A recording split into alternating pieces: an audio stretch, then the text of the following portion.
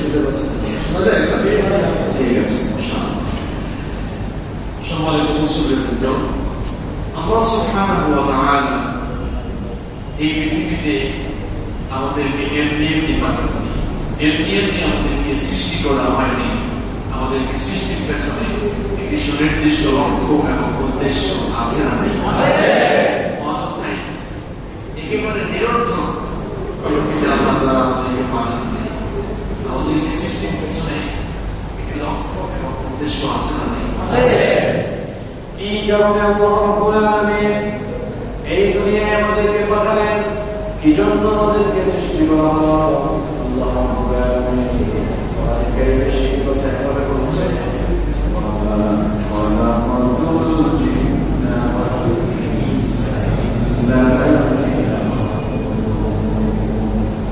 I didn't create the mankind and jinkind except by worship. পৃথিবীতে আমি জিন আর মানব জাতিকে আমার ইবাদত ছাড়া, আমার গোলামি ছাড়া আর অন্য কোনো কিছুর জন্য সৃষ্টি করে নাই। পৃথিবীতে তোমাদেরকে সৃষ্টি করেছি কেবলমাত্র আমার গোলামি করার জন্য। তাহলে আল্লাহ তাআলা আমাদেরকে কেন সৃষ্টি করেছেন? শুধু গোলামি করলে বলতে হয় কেবলমাত্র আল্লাহ গোলামি করেন। আমরা সবাই গোলাম কার? আল্লাহ। কেউ বললেন না আপনাদের মনের অবস্থাকে এই যে এত টাকা পয়সা, মালিক, বাড়ি, গাড়ি সবকিছুই তো আছে, নিজের পরিচয় গোলাম হিসাবে কেমনে দেয়? এটা তো প্রেস্টিজে গিয়ে লাগে। এরকম অবস্থা না। আমরা সবাই গোলাম কার? আল্লাহ। আমরা শুধু গোলাম নই, গোলামের ঘরের গোলাম, বান্দির ঘরের গোলাম। আমাদের বাপ দাদা 14 গোষ্ঠী কার গোলাম? আল্লাহ। আমরা গোলাম যার, গোলামের জন্যই আমাদেরকে সৃষ্টি করা। এখন আমরা যে আল্লাহর গোলাম, এই গোলামে সর্বোৎকৃষ্ট নমুনা একটি ইবাদতের মধ্যে পাওয়া যায়। সেই ইবাদতের নাম হচ্ছে সালাত। সেই ইবাদতের নাম হচ্ছে সালাত। দেখেন আল্লাহর বান্দারা নামাজে আসলে গোলামের নমুনাটা কেমনে পেশ করে। কোটি কোটি টাকা আছে, কাউন্সিলর, মেয়র, এমপি হোক, মন্ত্রী হোক, প্রেসিডেন্ট হোক আর প্রধানমন্ত্রী হোক, নামাজে আসার পরে মাথাটা নত করে দিয়ে হাতটা কান পর্যন্ত উঠিয়ে একেবারে আসামের মতো, গোলামের মতো স্যালেন্ডার করে আমরা সামনে দাঁড়িয়ে যাই। এই যে নামাজের মতো উৎকৃষ্ট গোলামের নমুনা, এটা অন্য কোনো পাওয়া যায় না, পাওয়া যায় না। ইসলামের সবচাইতে গুরুত্বপূর্ণ ইবাদতের নাম হচ্ছে সালাত। ঈমানের প্রতীক হচ্ছে যা সালাত। সর্বাবস্থায় আল্লাহর স্মরণকে বান্দার অন্তঃকরণে জাগ্রত রাখার জন্য আল্লাহ তাআলা মুসলমানদের জন্য দৈনন্দিন 5 ওয়াক্ত সালাত ফরজ করেছেন। সালাত হচ্ছে এমন একটি ইবাদত, servant can achieve the proximity of Allah by salat. নামাজের মাধ্যমে বান্দা আল্লাহ তাআলার একেবারে কাছাকাছি চলে যায়। সুবহানাল্লাহ। যখন নামাজের মধ্যে সাজদায় গেলে আপনার অন্তরে যখন এই ফিলিংস থাকে যে আমি এখন নাক আর কপাল দিয়ে শুধু এই টাইলসের উপরে, জমিনের উপরে সাজদা দিচ্ছি না, বরং আমি আমার মালিকের কুদরতি চরণে আমার মাথা রেখে সাজদা দিচ্ছি। সুবহানাল্লাহ। এই ফিলিংস আপনার ভিতরে। একজন সাহাবী বিশ্বনবী সাল্লাল্লাহু আলাইহি ওয়াসাল্লামকে বললেন, ওগো আল্লাহর নবী, বান্দা কখন আল্লাহর একেবারে কাছাকাছি চলে যায়? বিশ্বনবী সাল্লাল্লাহু আলাইহি ওয়াসাল্লাম তখন বললেন, যখন নামাজের মধ্যে সাজদায় যায় তখন আল্লাহ আর বান্দার মাঝখানে কোনো পর্দা থাকে না। সুবহানাল্লাহ। আল্লাহ আর নামাজের মাঝখানে কোনো পর্দা থাকে না, একেবারে নিকটবর্তী হয়ে যায়, কাছাকাছি হয়ে যায়। সুবহানাল্লাহ। আমার সালাত হচ্ছে এমন একটি ইবাদত, আল্লাহ তাআলা কোরআনে কারীমে বলেছেন, যারা 5 ওয়াক্ত সালাতকে যথাযথভাবে আদায় করবে, আমি আল্লাহ তাআলা ওই সকল মানুষগুলোকে, ওই মুসল্লিদেরকে, ওই বান্দাদেরকে সকল অন্যায়, অশ্লীল আর মন্দ কাজ থেকে আমি হেফাজত করব। সুবহানাল্লাহ। কোরআনে মধ্যে 45 নম্বর আয়াতে আল্লাহ পাক সুন্দর করে বলেন ইউহিয়া ইলাইকা মিনাল কিতাবি ওয়া আকিমিস সালাত ইন্নাস সালাতা তানহা আনিল ফাহশাই ওয়াল মুনকারি ওয়া যিকরুল্লাহি আকবার ওয়াল্লাহু ইয়ালামু মা তাসনাউন। আল্লাহ পাক বলেন, হে আমার হাবিব, আপনার কাছে ওহী হিসাবে যা নাযিল হয়েছে আপনি তা তেলাওয়াত করুন আর সালাত আদায় করুন। নিঃসন্দেহে সালাত মানুষকে সকল অশ্লীলতা বন্ধ কাজ থেকে বাঁচিয়ে রাখে। সালাত মানুষকে অন্যায় অশ্লীলতা বন্ধ কাজ থেকে বাঁচিয়ে রাখে। এই আয়াতের বিপরীত চিত্র আমাদের মুসলিম সমাজে কম না বেশি। আল্লাহ তাআলা কোরআনে বললেন নামাজিকে তার নামাজ অশ্লীল আর মন্দ কাজ থেকে বাঁচিয়ে রাখে। কিন্তু দেখা যায় নামাজি আগের কাতারে বসেছে, এই লোকটা সুদ খাবার বেলায় সামনের কাতারে থাকে। তাহলে এই আয়াতের সাথে ওই নামাজের জীবন চরিত্র বা জীবনের চরিত্রের সাথে তার মিল আছে তো না? মিল নেই। নামাজও পড়ে মিথ্যা কথা বলে, ধোঁকাবাজি করে, ধোঁকাবাজ, প্রতারক, এই ধরনের নামাজি হয় আমাদের মুসলিম। নামাজও পড়ে মিথ্যা কথা বলে, ব্যবসায়ী হলে পরে ওজনে কম দেয়, খাদ্য গুদামজাত করে রেখে দেয়, দাম কয়েকদিন পর পর বাড়ে না। আলুর দাম কখনো এত হয়েছে আমি আর কখনো শুনিনি। আপনারা শুনেছেন তো? নামাজও পড়ে, চুরিও করে, ডাকাতি করে, টেন্ডারবাজি করে, চাঁদাবাজি করে। তাহলে কই এই লোকটা তো নামাজও পড়ে অন্যায় করে, তাহলে নামাজ কিভাবে থেকে অন্যায় থেকে ফেলে? অন্যায় থেকে তো লোকটা ফিরল না। এবার এটা কি নামাজের দোষ না নামাজের দোষ? নামাজের দোষ আছে, শুধু নামাজের দোষ না, নামাজের কি দোষ? সেটাই আজকে আমরা আজকের জুমার আলোচনায় ফাইন্ড আউট করব ইনশাআল্লাহ।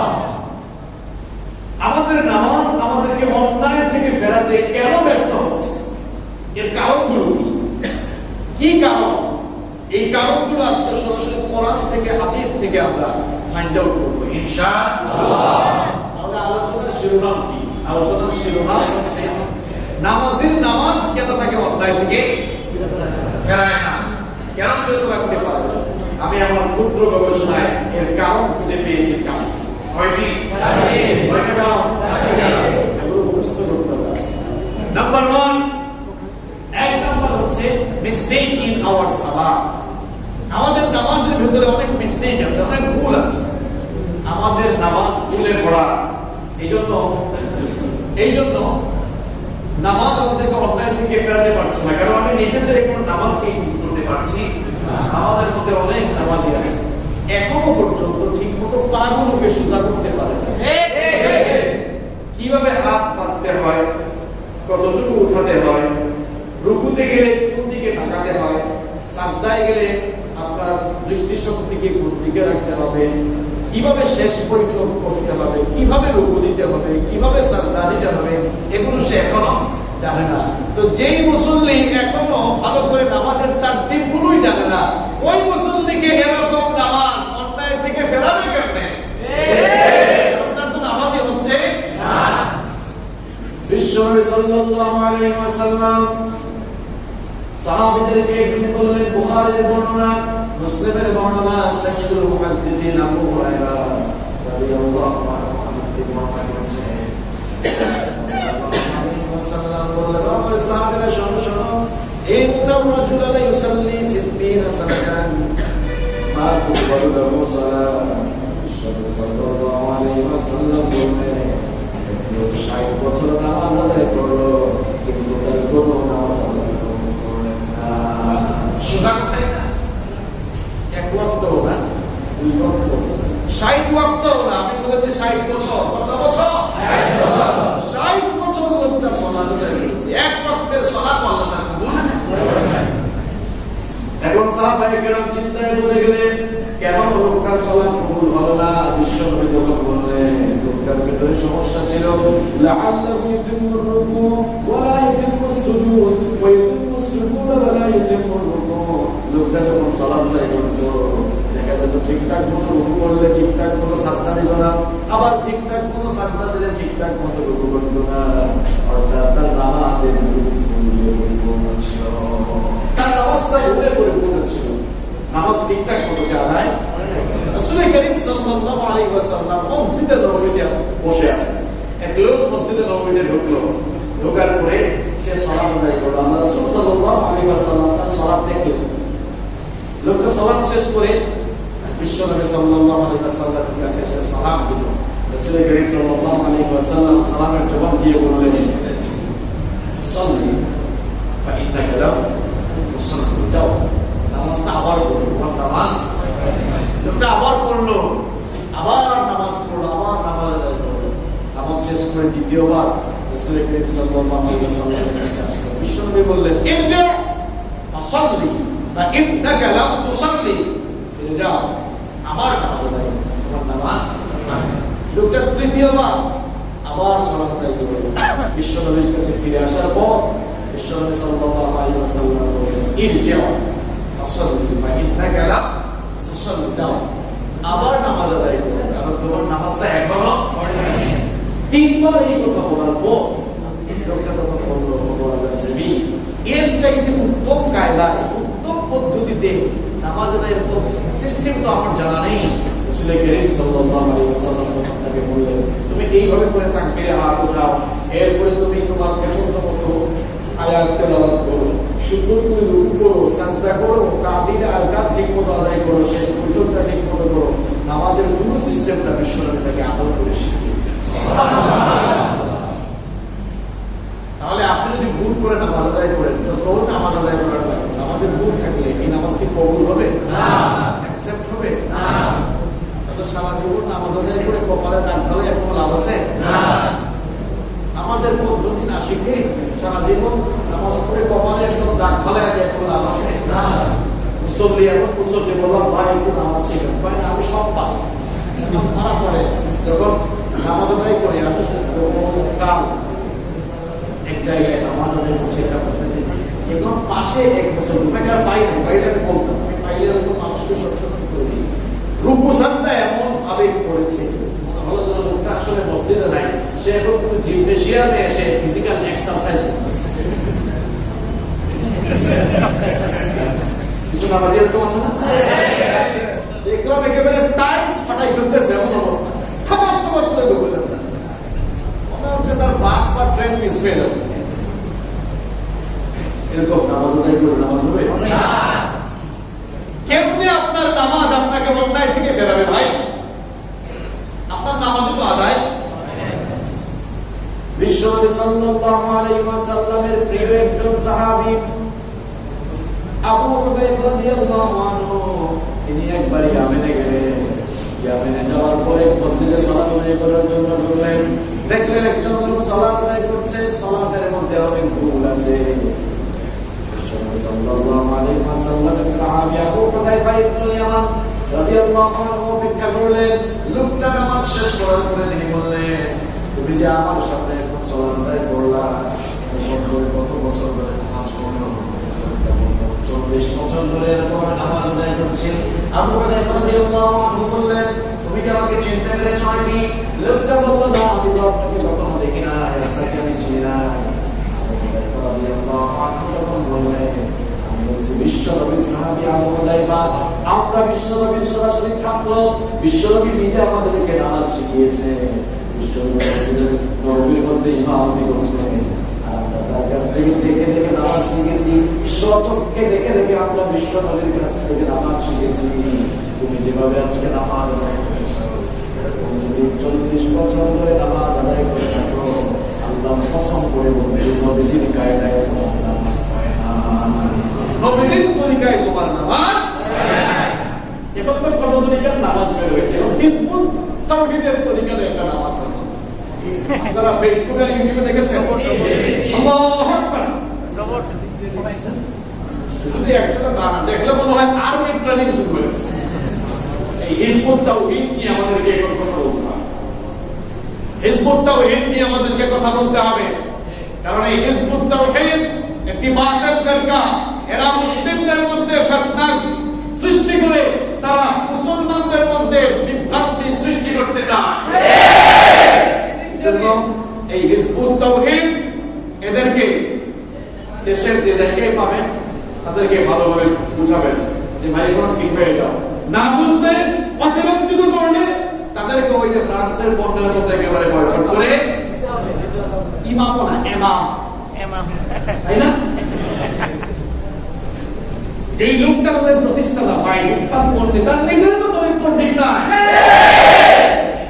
আবার সে আসছে জামানার ইমাম হয়ে। তারা কিন্তু ইমাম বলে না, বলে কি ইমাম। নারীদেরকে নিয়ে খোলামেলা প্রোগ্রাম করে তারা বলে নারীদের পর্দা করার কোনো দরকার নাই। নাউযুবিল্লাহ। যেই লোকটা বলে এরকম বোরখা পরা নিকাব পরার দরকার নাই, এই লোকটার ভিতরে ইসলাম আছে? ইসলাম আছে? তাদের তরিকায় দেখবেন তারা নামাজও বানিয়েছে। আপনারা ফেসবুক ইউটিউবে গুলো হয়তো অনেকে দেখেছেন, নামাজ দেখলে মনে হয় বাপরে বাপ, এটা তো আরবি ট্রেনিং শুরু হয়ে গিয়েছে। এগুলো নামাজ না ইসলাম। আবু হুরায়রা রাদিয়াল্লাহু আনহু বললেন, আমি তো বিশ্বনবীর ছাত্র, আমি তার কাছ থেকে সরাসরি নামাজ শিখেছি। তুমি আজ যেভাবে নামাজ আদায় করলে, এটা তো নবীজির তরিকার নামাজ নয়, নবীজির কায়দার নামাজ নয়।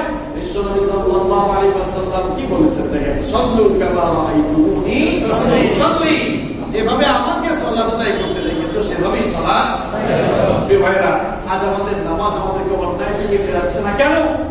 কারণ আমাদের নামাজই তো হচ্ছে না। আর যেই নামাজের নামাজ তাকে অন্যায় থেকে ফেরায় না, ওই নামাজ আসলে নামাজই না। ওই নামাজ আসলে নামাজই না। নামাজ আমাদেরকে অন্যায় থেকে ফেরায় না কেন? এর এক নম্বর কারণ আপনাদেরকে কি বললাম, নামাজের ভেতরে ভুল থাকা। নামাজের ভেতরে কি থাকা?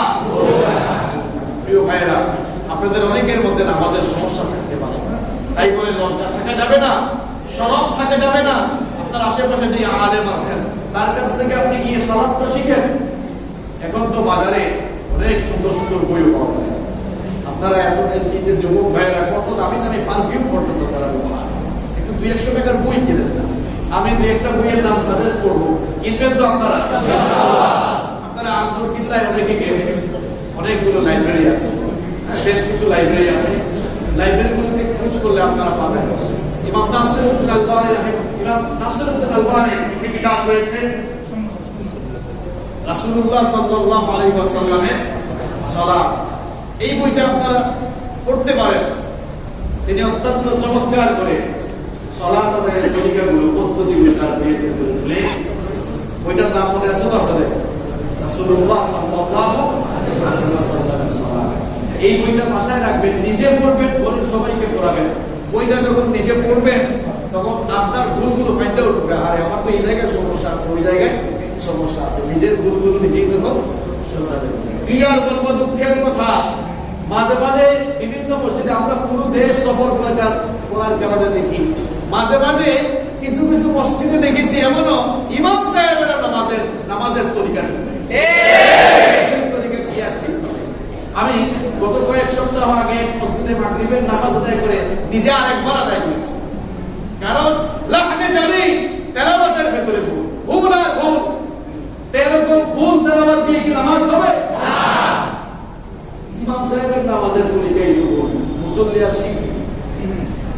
যত সম্মানিত ভাইয়েরা, আমাদের সবাইকে নামাজের পদ্ধতি শিখতে হবে। রাজি আছেন তো সবাই?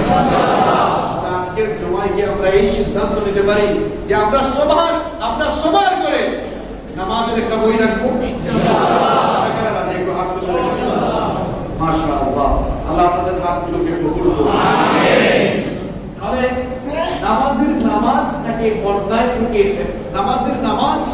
নামাজকে অন্যায় থেকে না ফেরানোর এক নাম্বার কারণ কি? নামাজের মধ্যে কি থাকা? নাম্বার 2। 2 নাম্বার হচ্ছে absence of humanity in prayers. নামাজের মধ্যে মনোযোগের অভাব, যেটাকে আরবিতে বলা হয় আল খুশু। নামাজের মধ্যে খুশুয়ের ল্যাকিংস থাকা, নামাজের মধ্যে খুশু না থাকা। প্রত্যেকটি কাজে সফলতার জন্য মৌলিক শর্ত হচ্ছে একনিষ্ঠতা এবং একাগ্রতা। আর সালাতের ক্ষেত্রে এই বিষয়টি আরো বেশি গুরুত্বপূর্ণ। কারণ ইবাদতের প্রকৃত স্বাদ আস্বাদনের জন্য একনিষ্ঠতার কোনো বিকল্প নাই। দুঃখজনক হলেও সত্য, বর্তমান ব্যস্ত যান্ত্রিক সভ্যতার এই যুগে একাগ্র চিত্তে সালাত আদায়কারী লোক খুঁজে পাওয়া বড় দুষ্কর ব্যাপার হয়ে দাঁড়িয়েছে। আর আপনি যদি সালাত আদায় করেন, আপনার সালাতের মধ্যে যদি খুশু না থাকে, একাগ্রতা একনিষ্ঠতা না থাকে, তাহলে ওই সালাত শারীরিক ব্যায়াম ছাড়া আর অন্য কোনো কল্যাণ হয়ে আসতে পারে না। যেমন নামাজের ভেতরে খুশু থাকার দরকার আছে। খুশু শব্দটি হচ্ছে আরবি, এর বাংলা অর্থ হচ্ছে বিনীত হওয়া, বিনম্র হওয়া, ভীত হওয়া, কারোর সামনে ঝুঁকে পড়া, অবনত। খুশু এটি দুটি অবস্থার সাথে সম্পর্কিত। একটা হচ্ছে বাহ্যিক বা দেহের খুশু, আরেকটি হচ্ছে দিল বা অন্তরের খুশু।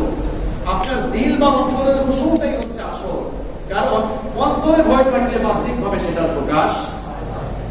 অফিসের বসকে ঠিকঠাক মতো ভয় করে, এই জন্য দেখা যায় অফিসের বসের সামনে দাঁড়ানোর সময় অঙ্গভঙ্গিটাও একটু বিপরীত, তাই না?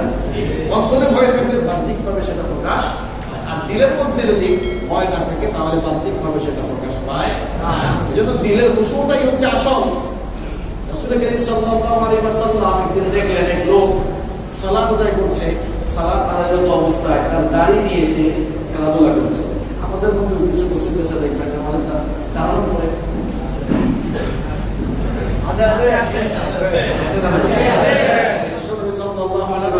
এই অবস্থা থেকে বললেন লাউ খাশাআত আল-বাহু লা খাশিআত জাওয়ারিহু। এই লোকটার কলবের মধ্যে, তার অন্তরের মধ্যে যদি আল্লাহর ভয় থাকতো, তাহলে নামাজে দাঁড়িয়ে এরকম দাড়ি নিয়ে খেলাধুলা করতে পারতো। আমার ভাইরা, ১,৫০০ বছর আগে বিশ্বনবী সাল্লাল্লাহু আলাইহি ওয়াসাল্লাম একটি ভবিষ্যৎবাণী করে গিয়েছিলেন, আর যেন সেই ভবিষ্যৎবাণীর বাস্তব নমুনা আমাদের সমাজে আমরা দেখতে পাচ্ছি। সেই ভবিষ্যৎবাণীকে বলবো আপনাদেরকে। দেখেন, তাবরানীর বর্ণনায় হাদিস এসেছে, বিশ্বনবী সাল্লাল্লাহু আলাইহি ওয়াসাল্লাম বলেছেন, আউয়ালু শাইইন ইউরফাউ মিন হাযিহিল উম্মতি আল-খুশু' হাত্তা লা আরা ফিহা খাশিআ।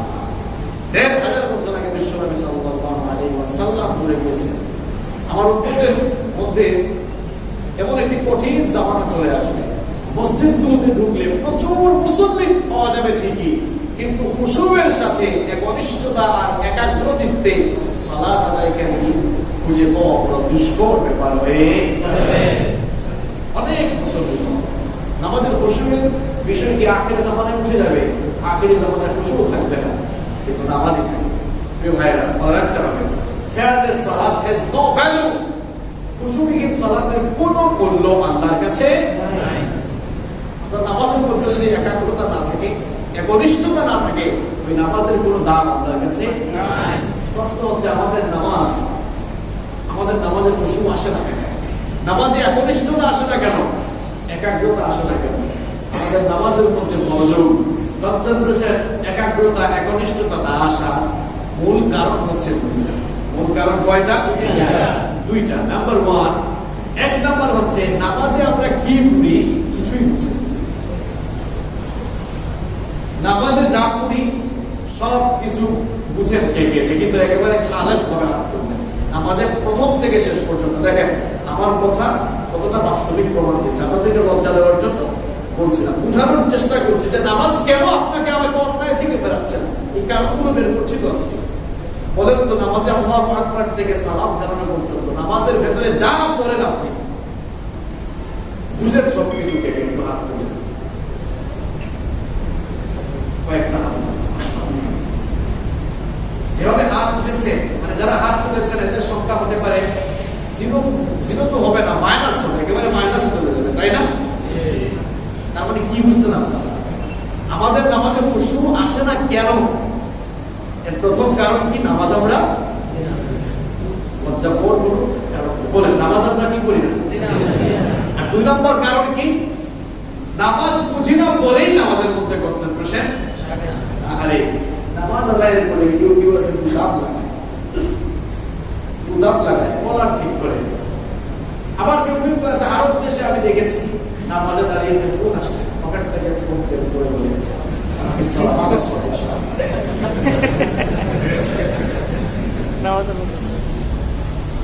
এটা কি খুশু হইল? সিলেটে একবার এক মসজিদে ফরজ নামাজ চলছে জামাতের সাথে। আমার এক রাকাত ছুটে গেছে, আমি গিয়ে মুসলিমের পাশে দাঁড়ালাম। তার পাশে দাঁড়ানো তোমার মুসলিম আমার দিকে থাকে। আজকে বুঝলাম এই লোকটা আসলে নামাজ জানা না। আমি তার মাথায় বড় করলাম, বললাম এই দিকে না ওই দিকে না। আমি তো তার অবস্থা বুঝতে এটা শুরু হইল। কিছু মুসল্লি আছে নামাজে দাঁড়ানোর পর নতুন কোন মসজিদে গেলে সামনে সব দিকে তাকায়, কেউ কই আবার ফ্যান কয়টা আছে, এসি কয়টা আছে, কথাগুলো কি ভুল বলছি? কেউ কেউ আছে আবার টাইমের দিকে তাকায়, ঘড়ির টাইমের দিকে। যদি খায় খায় কি অবস্থা, ইমাম সাহেব পাঁচটা নামাজ বেশি লম্বা করে পেছন থেকে সিগনাল আসে। এটা হাসি কেউ মসজিদে নাই আছে, মানে আমি নিজেই তো কয়েক জুমা এখানে ইমামতি করেছি। আমি কি জানি না মনে করেছে? দেখা যায় তাসাব্বুদে কয়েকজন আমাকে সিগনাল দেয়, কিন্তু বুঝি না, মনে নাই ভাবলাম একেবারে সময় মতো কথাগুলো। এখন সে বলে হুজুর আমার কিন্তু আল্লাহুম্মা সাল্লি আলা আল্লাহুম্মা বারিক আলা আল্লাহুম্মা ইন্নী সালাতু সব শেষ, আপনিও শেষ করেন। হাসি দেয় না? যদি অনিচ্ছাকৃত ভাবে আসে সেটা ভিন্ন কথা, কিন্তু যেভাবে তালে তালে কাশি শুরু হয় একজনের পর আরেকজন, আমাদের শেষ আত্মীয় তাড়াতাড়ি। এই যে ইমাম সাহেবকে সতর্ক করার জন্য সিগন্যাল মার্কা কাশি দেন, আপনার নামাজ কিন্তু ফাঁসের নষ্ট হয়ে আজকে থেকে মনে হয় কমবে, তাই না? কমবে তো ইনশাআল্লাহ। এখন থেকে আমি নামাজ বুঝি না, নামাজের মধ্যে কি বলি আমরা কিছুই বুঝি না। নামাজে বসেও নাই, এদিক ওদিক তাকায়, এদিক ওদিক তাকায়। কেউ কিন্তু আছে আমার রুকুতে গিয়ে সাজদায় গিয়ে দেখি তো পেছনের কাতারটা ফিল আপ হলো কিনা। সাজদায় যাওয়ার পর পেছনের দিকে এটা কি নামাজের খুশু হইল নাকি খুশুয়ের পরিপন্থী হয়ে গেল? পরিপন্থী। সম্মানিত ভাইরা, এইরকম খুশুবিহীন সালাতের কোন দাম আল্লাহর কাছে নেই, কোন দাম আল্লাহর কাছে নাই। কোরআনে কারীমের 23 নম্বর সূরা, বলেন কত নম্বর সূরা? 23 নম্বর সূরা। সূরার নাম হচ্ছে সূরাতুল মুমিনুন। ওই সূরার মধ্যে আল্লাহ পাক সকল মুমিনদের কোয়ালিটি, সকল মুমিনদের বৈশিষ্ট্য আল্লাহ তুলে ধরেছেন।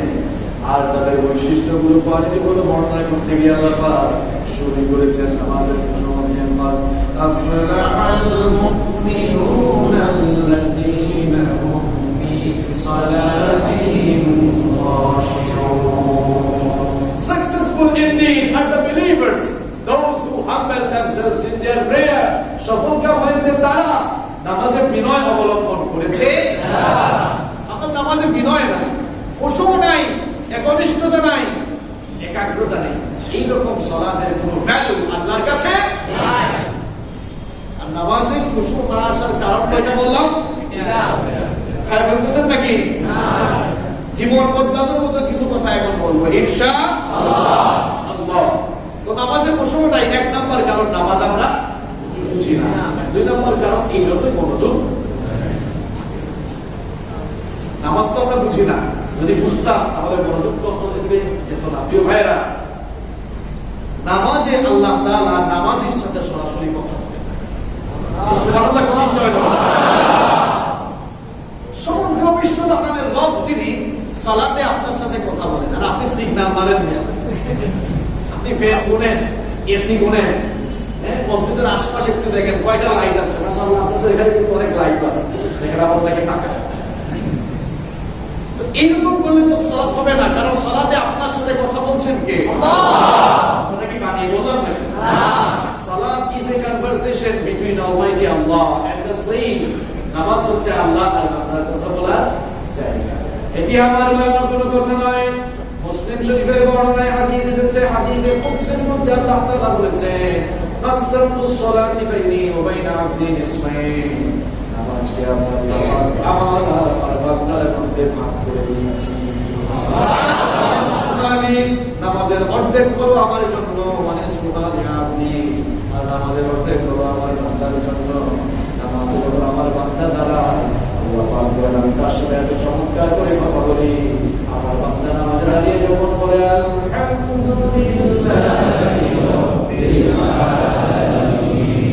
আল্লাহ পাক বলেন আমার বান্দা নামাজে দাঁড়িয়ে যখন আমার প্রশংসা করে, আমিও তখন আমার বান্দার কথার জবাব দিয়ে বলি আমি জানি আপনি। আমার গোলাম নামাজে দাঁড়িয়ে আমার প্রশংসা শুরু করেছে। ইমাম সাহেব বলে আলহামদুলিল্লাহ রাব্বিল আলামিন, আর এতে মনে মনে চিন্তা করে কিরে দোকানে ঘুরতে গেলাম বস ভাই, এই চিন্তা আছে না? আছে। বেকুব যখন বলা হয় আলহামদুলিল্লাহ রাব্বিল আলামিন, আল্লাহ তাআলা বলেন হামিদানি আবদি, আমার এই গোলামগুলো আল্লাহর প্রশংসা করছে। সুবহানাল্লাহ। অন্যদিকে মনোযোগ যায় কেন? এরপরে আমরা যখন 2 নম্বর আয়াতে বলি আর রহমানির রহিম, ও আল্লাহ আপনি হচ্ছেন রহমান, আপনি হচ্ছেন রহিম, আল্লাহ পাক সাথে সাথে জবাব দেন আজনা আলাইয়া আবদি, আমার বান্দা নামাজে দাঁড়িয়ে আমার উত্তম দয়া করেছে। মালিক ইয়াউমিদ্দিন, বিচার দিবসে যে ট্রাইব্যুনাল বসবে সেই ট্রাইব্যুনালের বিচারপতি কে? অন্য কেউ?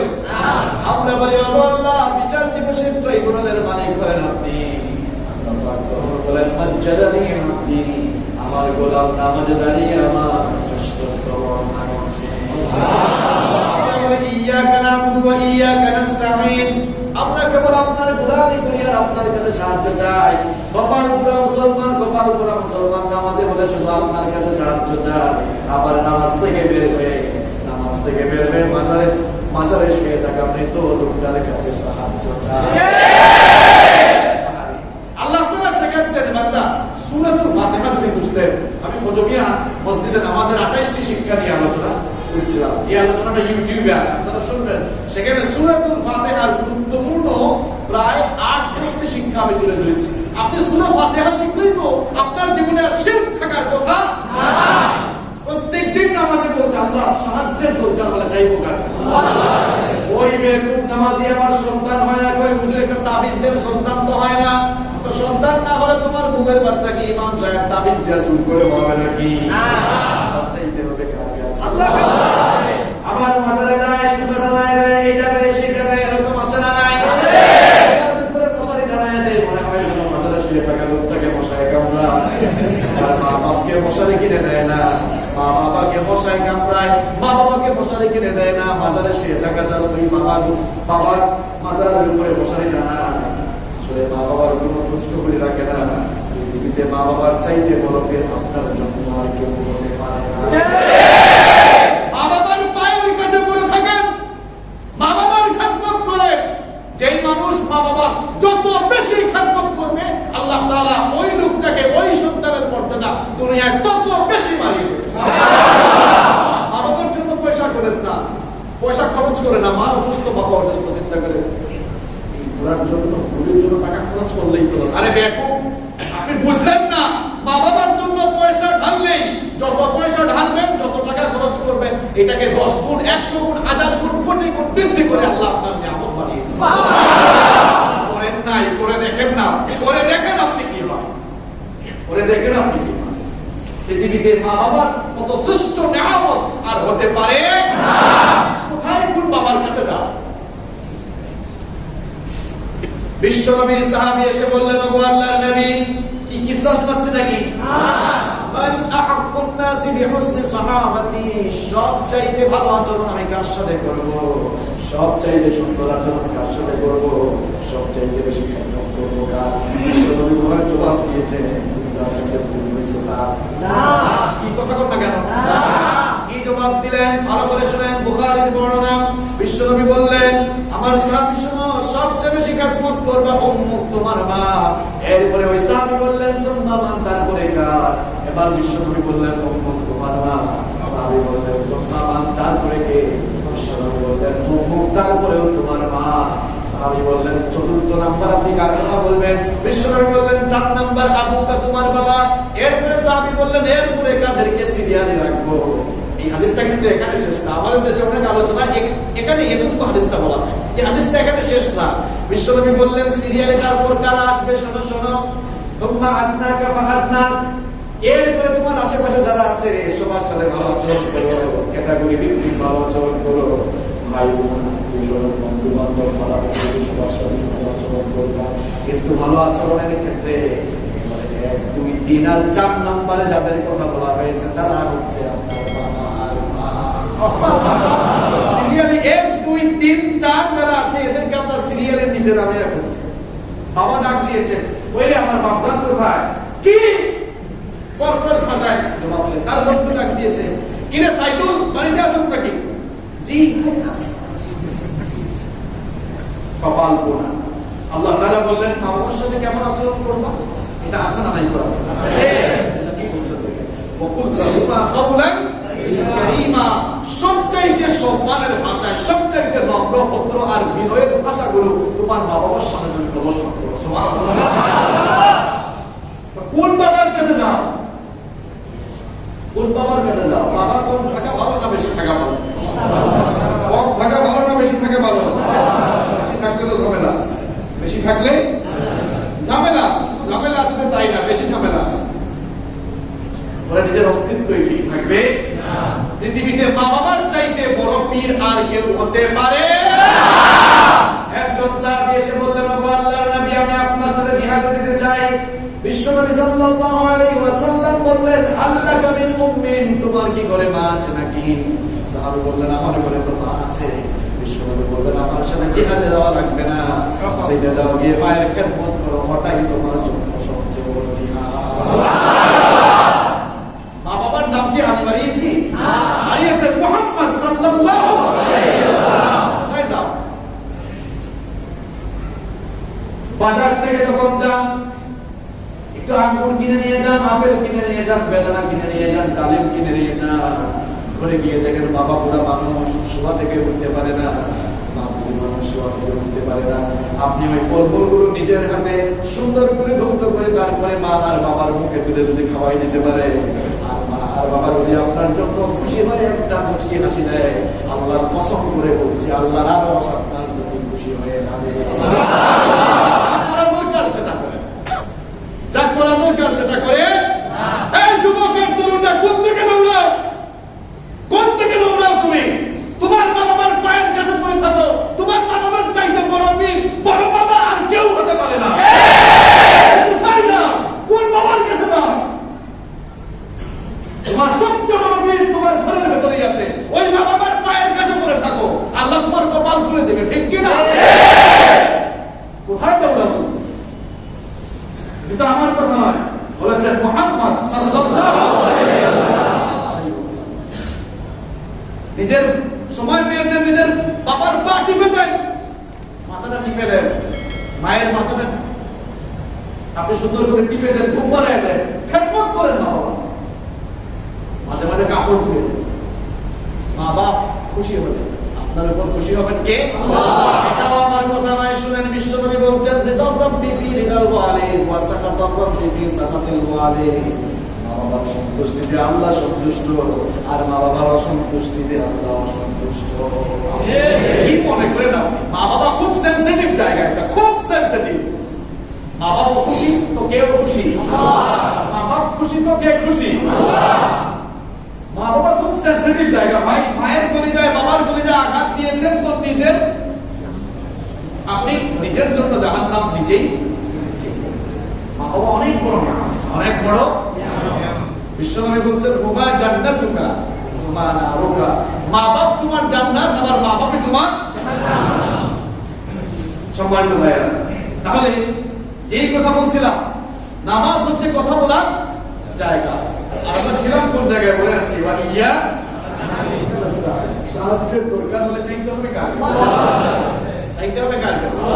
আমাদেরকে বিপদে আপদে বালা মুসিবতে প্রয়োজনে অপ্রয়োজনে সব সময় দেখেন কে? আল্লাহ। করেন কে? আল্লাহ। আমরা চাইবো কার কাছে? আপনার ঈমান আকীদা এত দুর্বল কেন বলেন তো? যদি কবরে শুয়ে থাকা লোক মানুষকে কিছু দিতে পারতো, তাহলে মাজারের আশেপাশে এত ভিক্ষুক থাকতো না। কথা বুঝেন আবার? সবচেয়ে বেশি ভিক্ষুক দেখবেন এই মাজারের আশেপাশে। রাগ করছেন আপনি? বলেন, আমাদের দেশে তো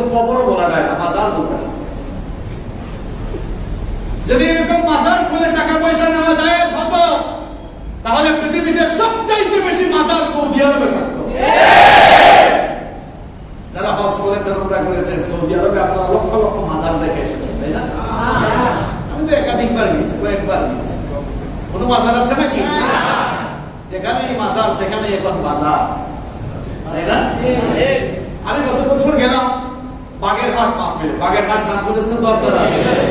সেখানে আল্লাহ নবী খানজাহান আলাইহি রাহমাতুল্লাহি আলাইহি, অনেকে ভাবে যে আমরা মনে হয় পীর আউলিয়া বিদ্বেষী। না,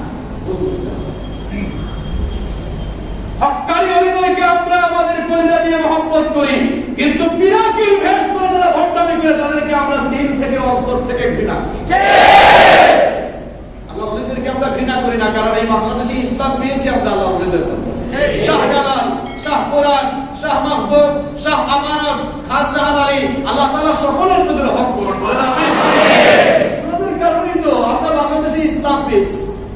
ওনারা তো তোমাদের মতো ভণ্ডামি করেন নাই, ওনারা তো ভণ্ডামি করেন নাই। তোমরা এগুলো পেয়েছে কোথায়? তারা আল্লাহর দ্বীনের জন্য দ্বীনের একনিষ্ঠ খাদেম, একনিষ্ঠ দাঈ হয়ে মৃত্যুর আগ পর্যন্ত তারা আল্লাহর দ্বীনের খেদমত করেছে, ঠিক কি না? তাদের জীবনের ভেতরে দ্বীন কায়েমের আন্দোলন ছিল কি ছিল না? কিন্তু তাদের জীবনই ভালো করে। তো খানজাহান আলী রহমাতুল্লাহ আলাইহির মাজারের পাশ দিয়ে আসতেছে, বাগেরহাট থেকে মাহফিল করে ফিরতেছি, ভাবলাম যাই একটু আল্লাহ নবীর কবরের পাশ দিয়ে যেহেতু যাচ্ছি, সালাম দিয়ে যাই, একটু জিয়ারত করে যাই। ভেতরে গিয়ে যা দেখলাম বলবো, হাঁস মুরুগ, হাঁস মুরুগ, হাঁস মুরুগ, যা আছেন এখানেই দেন, এখানেই দেন, মান্নত কবুল, কবুল, কবুল। দিলেই কবুল। ঘটনা কি? আমার সাথে খুলনার একটা ছেলে ছিল, বললাম কি ব্যাপার ভাই, ঘটনা কি? ভাই হুজুর এই প্রত্যেক দিন শত শত মুরুগ আসে। আমি বললাম যে শত শত হাঁস মুরুগ আসতেছে, এগুলা কি রাতের বেলা খানজাহান রহমাতুল্লাহ আলাইহি কবর থেকে উঠে সব নিয়ে যান নাকি? না, বললাম যায় কোথায়? কেন এই যে খাদের গুলার পেটের ভিতরে যায়, খাদের গুলা কথা কি মিথ্যা বলছি? সিলেটে গেলে, আমার বাড়ি তো সিলেটে, এগুলো আমি ছোটবেলা থেকেই দেখেছি। কি শিখাবেন আপনি আমাকে? শাহজালাল রহমাতুল্লাহি আলাইহি, যিনি গৌর গোবিন্দের মতো খোদাদ্রোহী লোককে সিলেট থেকে বের করে দিয়েছেন, আর আজকে তার কবরের পাশে কি হচ্ছে? পুরো শাস্ত্রে বলে লেখা হয়ে গেছে।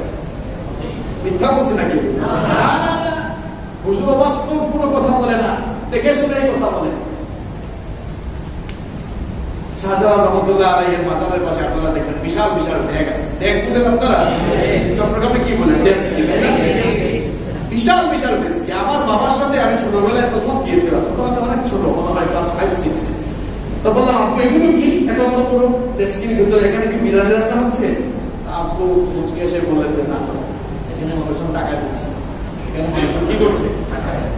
আমি ছোট ছিলাম তো, অত বেশি বুঝতাম না, এত টাকা দিয়ে কি করে, অত বেশি বুঝতাম না।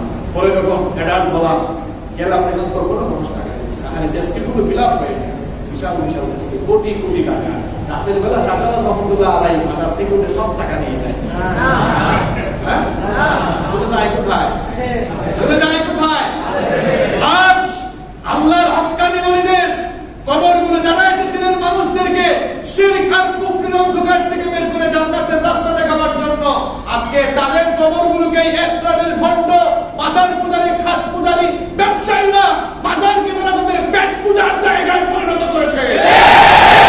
ইসলাম নয়, আল্লাহর কসম, এটা শাহজালাল ইসলাম নয়। এটা তোমাদের পেট পূজা ছাড়া আর কিছুই হতে পারে ইসলাম নয়। যদি মাজারে টাকা দেওয়া, পয়সা দেওয়া জায়েজ হতো, তাহলে গোটা দুনিয়ার মুসলমানরা টাকা পয়সা না, বুকটা ছিঁড়ে বুকটা ফেলে কলিজাটা বিশ্বনবীর রওজা শরীফে ঝুলে। এই ভণ্ডামি পেয়েছে কোথায়? এই ভণ্ডামি পেয়েছে কোথায়? এই ভণ্ডামি বন্ধ করো। বন্ধ না করলে এই দেশের তাওহীদি জনতা এগুলো থেকে তোমাদেরকে নিস্তার দিবে না। আল্লাহ তাআলা আমাদেরকে সঠিক সমঝ দান করুন। আমিন। আমরা কোন জায়গায় ছিলাম বলেন তো? মনে আছে আপনাদের? মাঝে মাঝে একটু গাড়ি চালানোর সময় পার্কিং দিয়ে তো আপনারা রেস্টুরেন্টে ঢুকে, এটা ওইরকমই আর কি, পার্কিং দিয়ে একটু অন্যদিকে গেছিলাম। এখন আবার আমরা জায়গা মধ্যে চলে যাচ্ছি। ইয়াকা নাস্তাঈন, আমরা সাহায্য দেব কার কাছে? সূরাতুল ফাতিহা, it's a conversation between almighty Allah and the slave. Not only সূরাতুল ফাতিহা, শুধু সূরা ফাতিহা নয়, বরং পুরো সালাতটাই হচ্ছে আল্লাহর সাথে কথা বলার জায়গা। সুবহানাল্লাহ। সম্মানিত ভাইরা, এটা যদি আমরা বুঝতে পারতাম, তাহলে নামাজে আমাদের কনসেন্ট্রেশন সব আগে ঠিক ছিল। আপনি যদি বারবার একটু পর পর একটু সমস্যা হবে, কমায় দেন।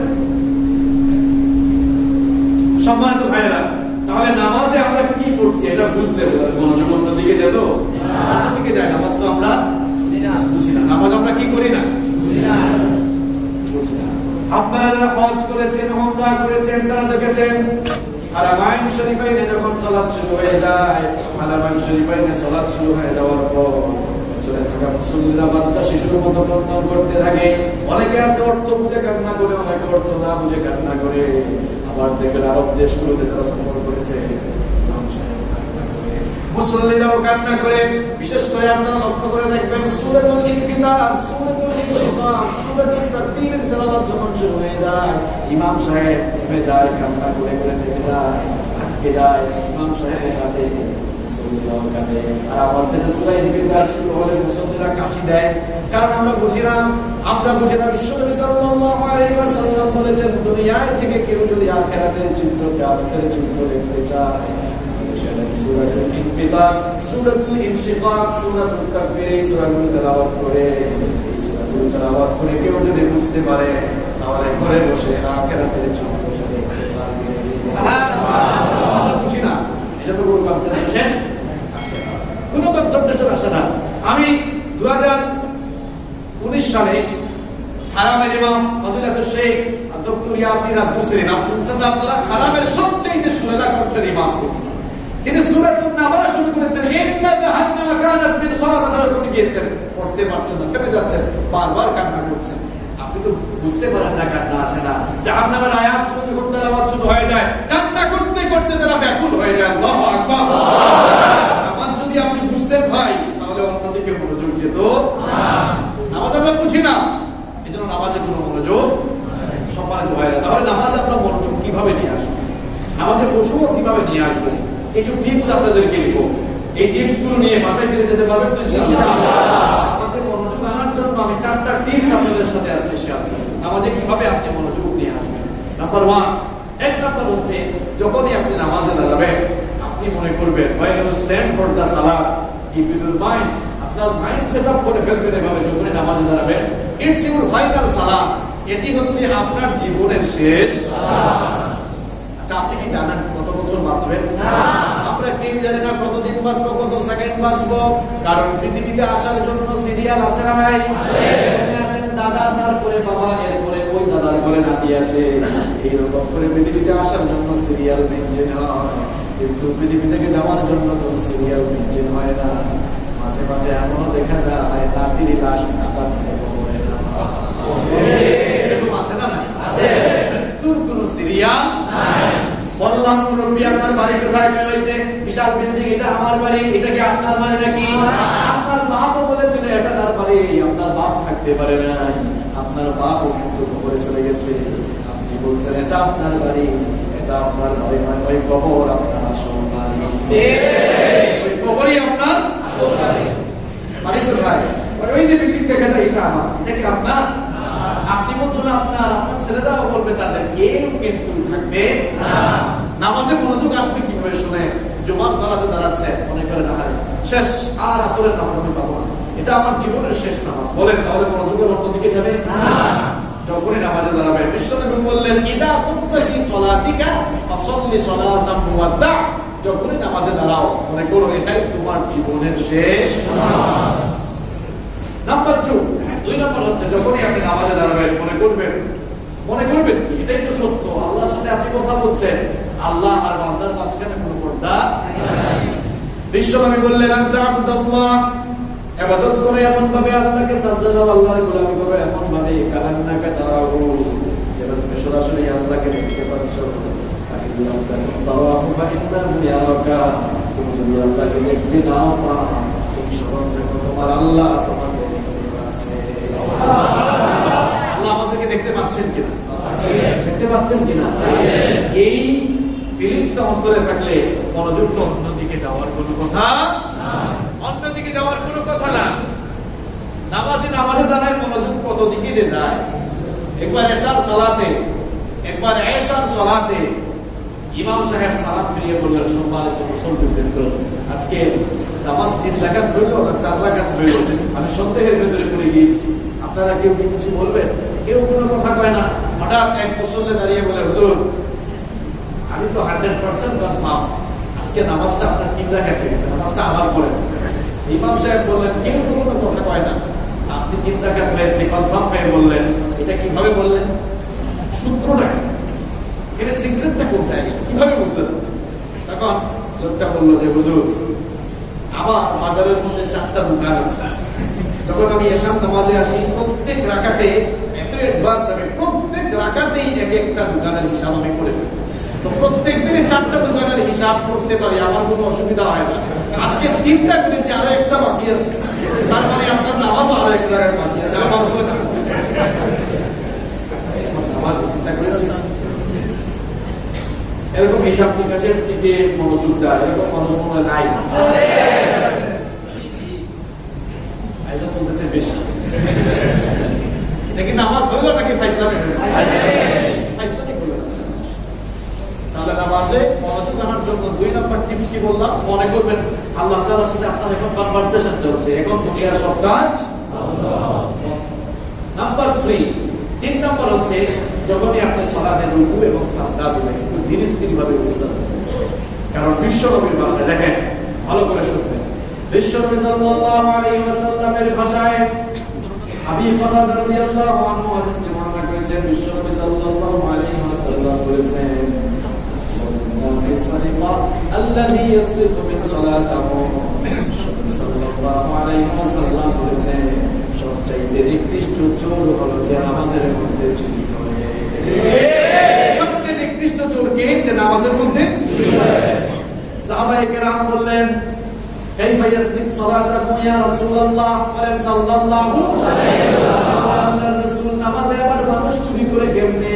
বিশ্বনবী সাল্লাল্লাহু আলাইহি ওয়াসাল্লাম বললেন, এমন কিছু নামাজি আছে দেখবা লা রুকুআ ওয়ালা সুজুদা, নামাজের মধ্যে রুকু ঠিক নাই, সাজদা ঠিক নাই, রুকু আর সাজদা এমন দ্রুত করে দেয়, রুকু আর সাজদা দেখলে মনে হয় যেন মুরগি করে দাঁড়া খায়, মুরগির বাচ্চা যেরকম সে ঠুক ঠুক ঠুক ঠুক করে আছে না নাই?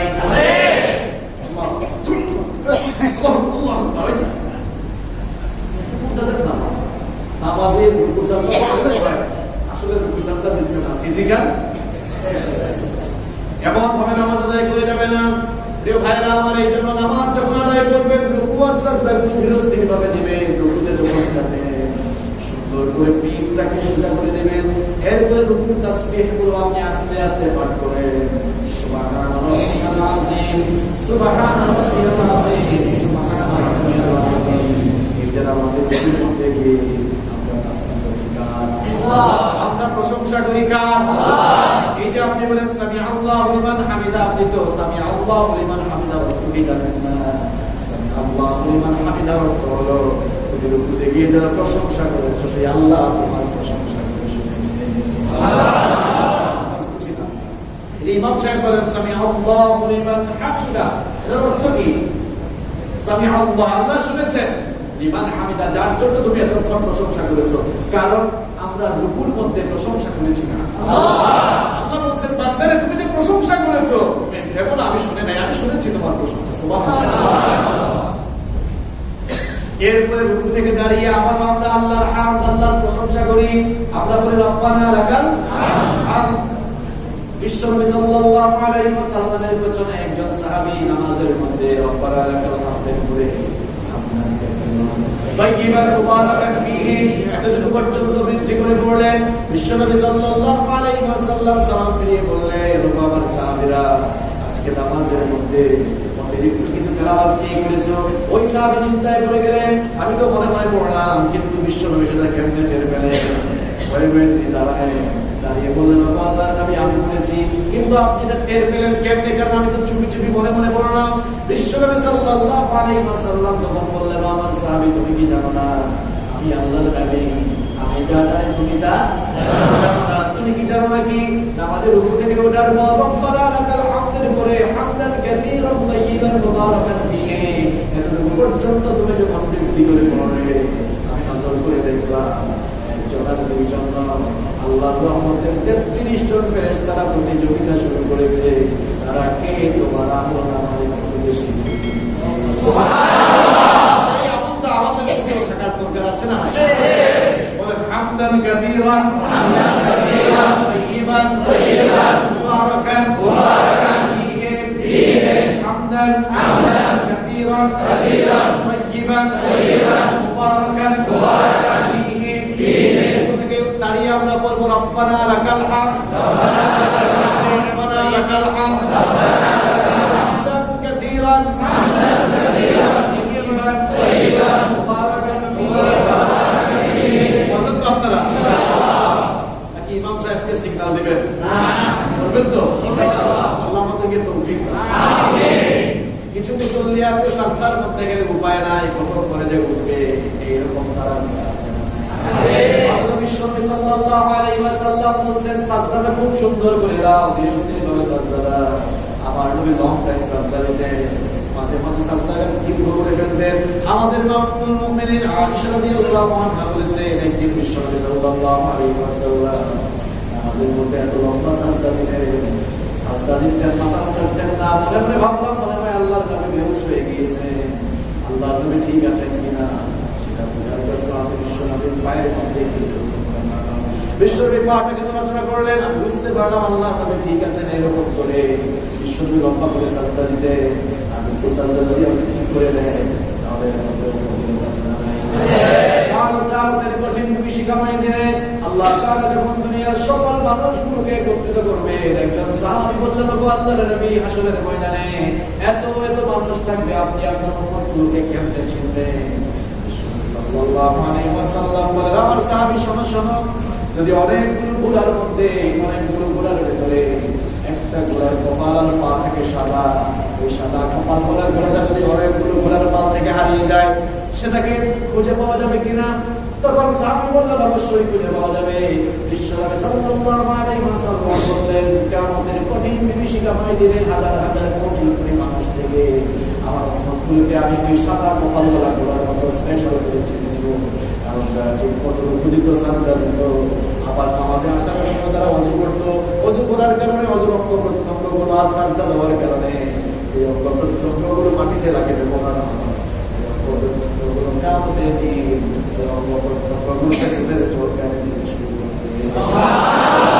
এদিকে আমি চিনতে পারবো এরাই আমার উম্মত সুবহানাল্লাহ তাহলে নামাজের মধ্যে রুকুসাজদা ধীরস্থিরভাবে দেওয়ার প্রয়োজন আছে না মুনাফিকদের নামাজের মধ্যে কোনো খুশু থাকে না এবার আল্লাহ তাআলা কোরআনে কারীমে আর রাসূল হাদিসে বলে দিয়েছে মুনাফিকগুলো মসজিদে আসে মসজিদে আসার পরে তারা মসজিদ থেকে বের হওয়ার জন্য ছটফট করে মুনাফিকগুলো মসজিদে আসে মুনাফিকগুলো নামাজের চিত্র কেমন হয় সেই চিত্র এবার আল্লাহ কোরআনে তুলে দিয়েছেন আল্লাহ পাক বলেছেন মুনাফিকগুলো মসজিদে আসে তাদের নামাজের চিত্র কেমন হয় শোনো وَإِذَا قَامُوا إِلَى الصَّلَاةِ قَامُوا كُسَالَىٰ يُرَاءُونَ النَّاسَ وَلَا يَذْكُرُونَ اللَّهَ إِلَّا قَلِيلًا আল্লাহ তাআলা বলছেন এই মুনাফিকগুলো মসজিদে আসলে অলস ভাবে নামাজে দাঁড়ায় নামাজে একটু আলসামি ভাব নামাজে আল্লাহর স্মরণ এদের খুব কম থাকে আর এরা মানুষকে দেখাবার জন্য নামাজ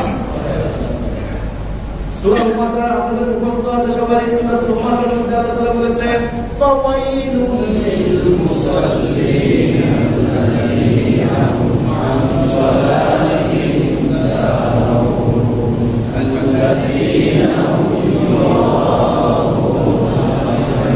সূরা মাউন সূরা মুফাজ্জাল সূরাতুল মাউনের মধ্যে আল্লাহ তাআলা বলেছেন ফাওয়াইলুল লিল মুসাল্লিন অংশ ওই সকল নামাজীদের জন্য الذين هم يراؤون الذين هم عن صلاتهم ساهون নামাজের ক্ষেত্রে যারা উদাসীন আর গাফিল থাকে الذين هم يراؤون আর এরা মানুষকে দেখাবার জন্য নামাজ আল্লাহকে সন্তুষ্ট করার জন্য নামাজ তারা নামাজে মনোযোগ দেওয়ার জন্য 3 নম্বর টিপস বললাম রুকু সাজদাগুলো আস্তে আস্তে 1 নম্বর কি বলছিলাম মনে আছে আপনাদের কি বলেন নামাজকে জীবনের শেষ নামাজ আর 2 নম্বর বলেছিলাম এই ফিলিংস থাকতে হবে আল্লাহ আর আমার মধ্যে কোনো পর্দা নাম্বার 3 নম্বর কি বললাম রুকুসাজদা ধীরস্থিরভাবে নাম্বার 4 নম্বর হচ্ছে সালাত সাহাবায়ে কেরাম তাবেঈন তাবেঈন সালফে সালেহিনদের কাছ থেকে নামাজের ট্রেনিং আমাদের নামাজ আর সাহাবীদের নামাজের মধ্যে কোনো পার্থক্য দেখেন সাহাবীদের নামাজের নমুনা সাহাবীদের নামাজগুলো কেমন ছিল দেখেন সাল্লাল্লাহু আলাইহি ওয়াসাল্লামের প্রিয় সাহাবী সাইয়েদনা শরীফুল আলী কাররামাল্লাহু ওয়াজহাহু তার নামাজটা কত সুন্দর ছিল দেখেন। যুদ্ধের ময়দানে শত্রুপক্ষের তীর তার পায়ের মধ্যে বিদ্ধ হলো, বিষাক্ত তীর ছিল, বিষের যন্ত্রণায় ছটফট করছে। অন্যান্য সাহাবীরা তার পা থেকে তীরটা করার চেষ্টা করে, তার পা থেকে তীরটা বের করার চেষ্টা করে, তখনই সাইয়েদনা আলী রাদিয়াল্লাহু আনহু ব্যথার যন্ত্রণায়, বিষের যন্ত্রণায় চিৎকার করে ওঠে। বিশ্বনবী সাল্লাল্লাহু আলাইহি ওয়াসাল্লাম এই চিত্র অবলোকন করে বলবে, সাহাবীরা বলে, তোমরা আমার আলীর পা থেকে তীর খুলতে পারবা না। যখনই আমার আলী নামাজের মধ্যে দাঁড়াবে, আল্লাহর সাথে কথা বলে এত মশগুল হয়ে যায়, তখন দুনিয়ার কোনো চিন্তা থাকে না, তখন তোমরা তার পা থেকে তীরটা বের করে নেবা। কিছুক্ষণ পর যখন আযান হয়ে গেল, সাইয়েদনা শরীফুল আলী কাররামাল্লাহু ওয়াজহাহু তিনি এবার নামাজে দাঁড়ালেন। সাহাবীরা তীরটা খোলার জন্য না পারলে, যে তীরটা নামাজে দাঁড়াবার আগে হাত দিলেই ব্যথার যন্ত্রণায় চিৎকার করে উঠতেন। এই তীর অন্যান্য সাহাবীরা টেনে সজোরে বের করলেন। সাইয়েদনা আলী রাদিয়াল্লাহু আনহু একবারের জন্য খুব শব্দ পর্যন্ত বলেন সুবহানাল্লাহ। শেষ পরটাকে প্রশ্ন করা হলো, ঘটনা কি? এই তিনটা নামাজটাকে বের করতে পারলাম না, কত কিছু করলাম, আপনি শুধু চিৎকার করেন আর নামাজে যাওয়ার পরে আমরা বের করে নিলাম, আপনি একটু করলেন না। সাইয়েদনা আলী রাদিয়াল্লাহু আনহু বললেন, আল্লাহ রাসূলের সাহাবীরা শোনো, নামাজে দাঁড়ানোর পরে আমি আল্লাহর সাথে যখন কথা বলে মশগুল হয়ে যাই, তখন দুনিয়ার কোনো ফিলিংস আর আমার মধ্যে কাজ করে। আমাদের অবস্থা কি? নামাজে দাঁড়ায় মশায় কামড়ায়, কোন নামাজ তো বলে ফেলে, কি ব্যাপার নামাজের মধ্যে অথবা নামাজ শেষ করে ফেলে, কি হুজুর পয়েন্ট পেলাম নাই, একটু পয়েন্ট দাঁড়াইতে পারেন না। আমরা তো আমার মসজিদের ইমাম সাহেবদেরকে, খাদেম সাহেবদেরকে, মুয়াজ্জিনদেরকে মসজিদের চাকর মনে করি, তাই না? মসজিদে আসার পর কমিটির সভাপতি কয়, কি ব্যাপার হুজুর এত ময়লা কেন, ঝাড়ুটা কি দেন না নাকি? তো সভাপতি, তোমার কি হয়েছে, তুমি ঝাড়ু দাও না কেন? ঝাড়ু দিলে কি তোমার মুসলিম চলে যাবে নাকি? কারণ আল্লাহ সাইয়েদনা ইব্রাহিম আলাইহিস সালাম, তাকে আল্লাহ পাক আল্লাহর পবিত্র ঘর কাবা নির্মাণ করার জন্য অর্ডার দিলে, তিনি একা করলেন না, তিনি রাজমিস্ত্রি হলেন আর তার ছেলেকে যুগালি বানালেন। আল্লাহু আকবার। এটা দুজনে মিলে আল্লাহর ঘর বানালেন। আল্লাহর ঘর নির্মাণ করার পর আল্লাহ পাক এবার বাপ বেটা দুজনকে আদেশ দিলেন, ইব্রাহিম ওয়া ইসমাঈল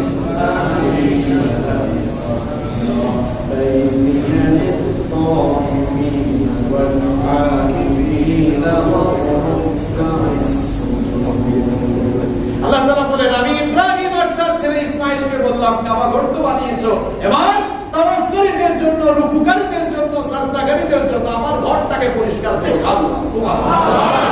ইব্রাহিম আলাইহিস সালাম বলেছেন, আল্লাহ আমি তো একজন সিনিয়র নবী, বড় মাপের নবী, আমি কেন ধরে দেব? একটু ভালো কথা না, আপনি ঝাড়ু দিলেন, আপনি ঝাড়ু দেন না কেন? আমি ছোট্ট ছিলাম, আমার বাবা আমাদের মসজিদ কমিটির সভাপতি ছিলেন, মৃত্যুর আগ পর্যন্ত তিনি ছিলেন। আমার এলাকায় আমাদের পারিবারিক জায়গার উপরই বিশাল মসজিদ নির্মাণ হয়েছে, এটা আমরা আমাদের বাবার কাছ থেকে শিখেছি। ঠিক আছে, এটা নবীদের তরিকা। আমি আমার বাবাকে দেখতাম সব সময় দেখতাম উনি বাসার মধ্যে নিজের হাতে ঝাড়ু বানাতেন। এই ঝাড়ুটা কাউকে দিতেন না, এই ঝাড়ু থেকে হাত দিলে খবর আছে কেন? কারণ এই ঝাড়ুটা মসজিদে ব্যবহার হয়। প্রায় ওনাকে দেখতাম 8টায় 9টায় সকালবেলা উঠে গিয়ে ঝাড়ু দিতেন। আমি প্রায় বলতাম, এগুলো তো করার জন্য, তো ছোট ছিলাম, বুঝতাম না, এগুলো করার জন্য তো মসজিদের ইমাম সাহেব আছেন। আব্বা বলতেন, ইমাম সাহেব আছেন তো কি হয়েছে, আল্লাহর ঘরকে যদি আমি পরিষ্কার দিতে পারি তাহলে এই ঝাড়ুটা হয়তো কিয়ামত দিন আমার পক্ষে না। আমি ঝাড়ু দেন না, সভাপতি কি হয়েছে আপনার? নাকি ইমাম সাহেবের দায়িত্ব? এটা সভাপতিরও দায়িত্ব না, ইমামেরও দায়িত্ব না, এটা আমাদের সবার করবেন তো আপনারা, করবেন তো? কারা কারা রাশি নাই হাত তুলেন তো?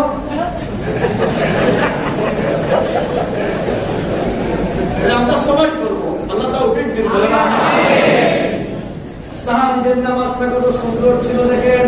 বিশ্বনবী সাল্লাল্লাহু আলাইহি ওয়াসাল্লাম এক জিহাদ থেকে ফিরে আসতেছেন, প্রতিমধ্যে সন্ধ্যা হয়ে যাওয়া, শিবিরটা তাবুটা নামে তাবুটা নামের উপর বিশ্বনবী বললেন, আমার সাহাবীরা, আজকে আমাদের এই কাফেলাকে, আজকে আমাদের এই সৈন্যবাহিনীকে পাহারা দেওয়ার জন্য কে পাহারা দিবা? দুইজন সাহাবী দাঁড়িয়ে গেলেন। দুইটা চক্ষুকে কোনোদিনও জাহান্নামের আগুনে স্পর্শ করতে পারবে না। একটা চক্ষু হলো গভীর রাতে গভীর রাতে আল্লাহর জাহান্নামের হয়ে যেই চক্ষু থেকে চোখের পানির ফোঁটা পড়ে, ওই চক্ষুকে কোনোদিন জাহান্নামের আগুন স্পর্শ করতে পারবে না।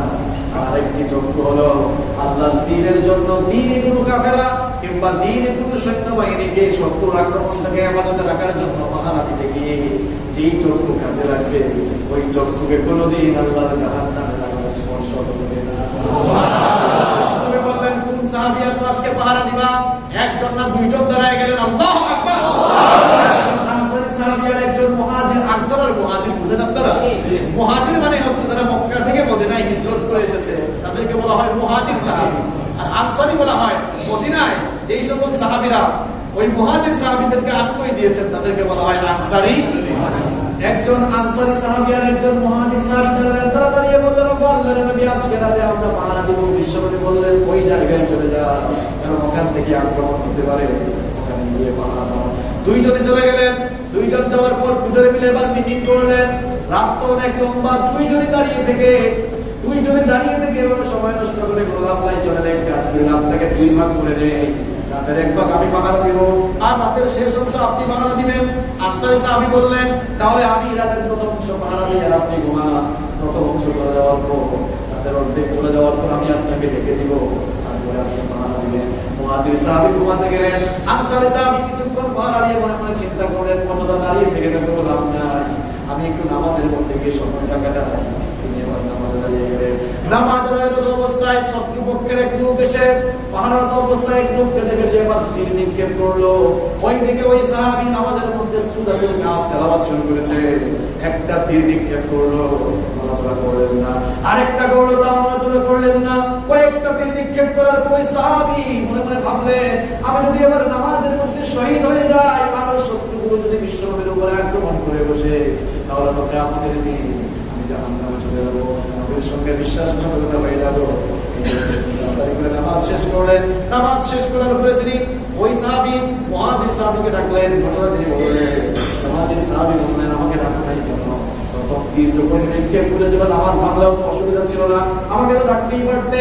আনসারী সাহাবী তখন বললেন, ওগো আমার ভাই শোনো, নামাজে দাঁড়িয়ে আমি যখন সূরাতুল কাহফ তেলাওয়াত করছিলাম, এত মজা পাচ্ছিলাম তেলাওয়াত করে, আমি যদি এই আশঙ্কা না করতাম শত্রুপক্ষের আক্রমণ আমাদের দিকে চলে আসবে, নবীজির উপরে হামলা হয়ে যেতে পারে, এই আশঙ্কা যদি আমার দিলে না আসতো, আল্লাহর কসম করে বলছি, নামাজের মধ্যে মরে গেলেও আমার নামাজ আমি ভাঙতাম না।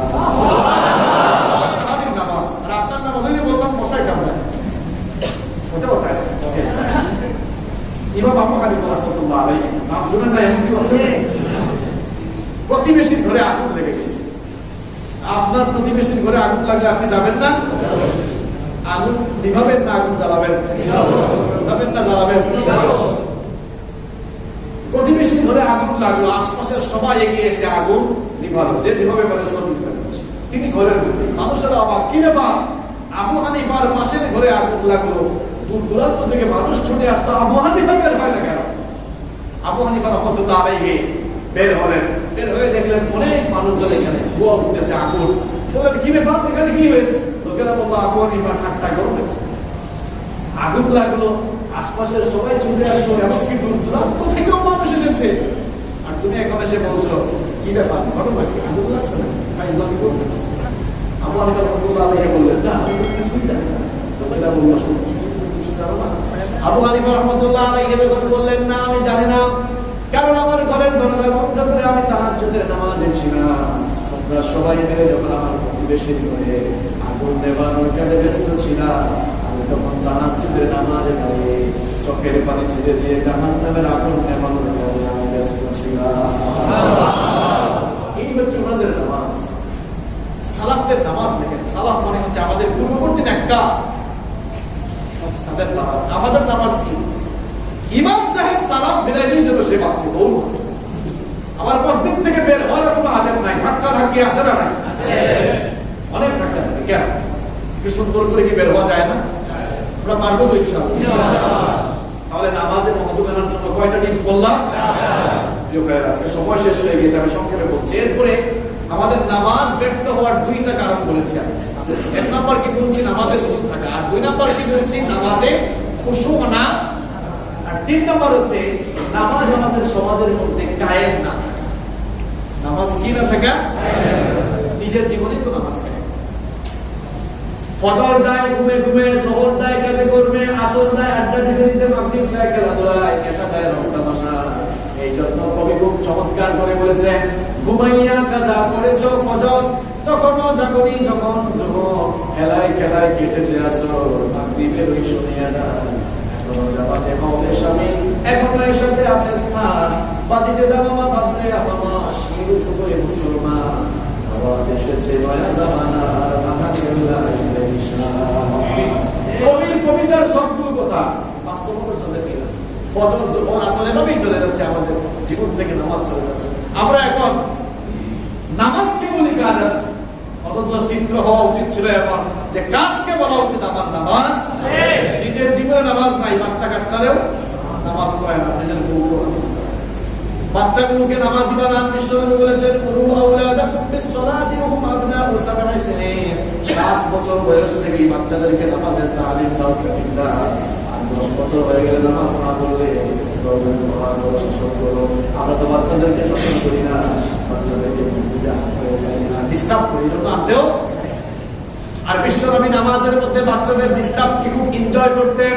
আল্লাহু আকবার, এনজয় করতেন। আপনি কি করেন? ডিস্টার্ব কি করেন? জুমার দিনে বিশ্বনবী সাল্লাল্লাহু আলাইহি ওয়াসাল্লাম খুতবা দিচ্ছেন, বিশ্বনবীর দুই সাহাবী হাসান আর হুসাইন মুসল্লিদের সামনে গিয়ে দৌড়াদৌড়ি করে এদিক দৌড় মারে ওদিক দৌড় মারে, এরকম দুষ্ট কিছু গোলামাই আমাদের সমাজে আছে।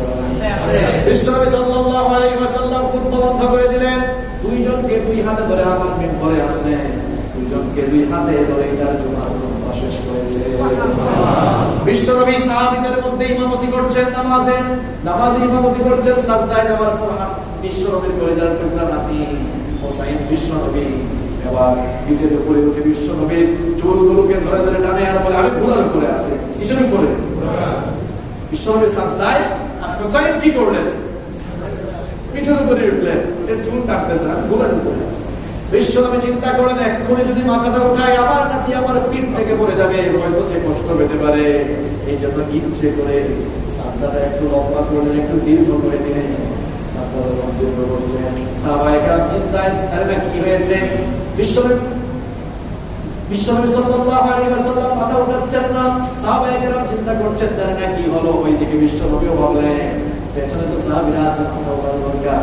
এমন সময় যখন মাথা উঠানো দরকার, সাইয়েদনা জিবরিল বললেন, আল্লাহর নবী মাথা উঠাইলেন না, আর কিছুক্ষণ থাকে আপনাদের নানা আর নাতির চমৎকার এই দৃশ্য দেখতে আল্লাহর বড় ভালো লাগছে। বাচ্চাগুলো দৌড়াদৌড়ি করবে, অসুবিধা আছে? দৌড়াদৌড়ি করেই দেখবেন এরা একদিন নামাজি হয়ে যাবে ইনশাআল্লাহ। নামাজ কায়েম রাখতে হবে, ঘরে বাইরে সব জায়গায় নামাজ থাকার দরকার আছে। আমাদের নামাজ আমাদেরকে অন্যায় থেকে বেড়ায় নেয়। 4 নম্বর কারণ, সময়ের স্বল্পতার কারণে সংক্ষেপেই বলে শেষ করতে হবে। 4 নম্বর কারণ হচ্ছে যে আমাদের যে শিক্ষাগুলো, আমাদের সেই শিক্ষাগুলো আমাদের সমাজে নেই। অ্যাবসেন্স অফ সালাত এডুকেশন, নামাজের শিক্ষাগুলো আমাদের সমাজে প্রচলিত। আমাদের অনেকগুলো শিক্ষা রয়েছে, আমরা ভবিষ্যতে আসলে সেগুলোর ব্যাপারে কথা বলবো ইনশাআল্লাহ। তাহলে আমাদের নামাজে মনোযোগ ফিরিয়ে আনার জন্য নামাজটাকে একটু বুঝতে হবে, নামাজের পদ্ধতিগুলো শিখতে হবে, নামাজটা শুদ্ধ করে শিখতে হবে, নামাজটা বোঝার চেষ্টা করতে হবে। তখনই আমাদের নামাজ আমাদেরকে অন্যায় কষ্টের কাছ থেকে ইনশাআল্লাহ। আল্লাহ আমাদের সকলকে নামাজ বুঝার তৌফিক দান করুন।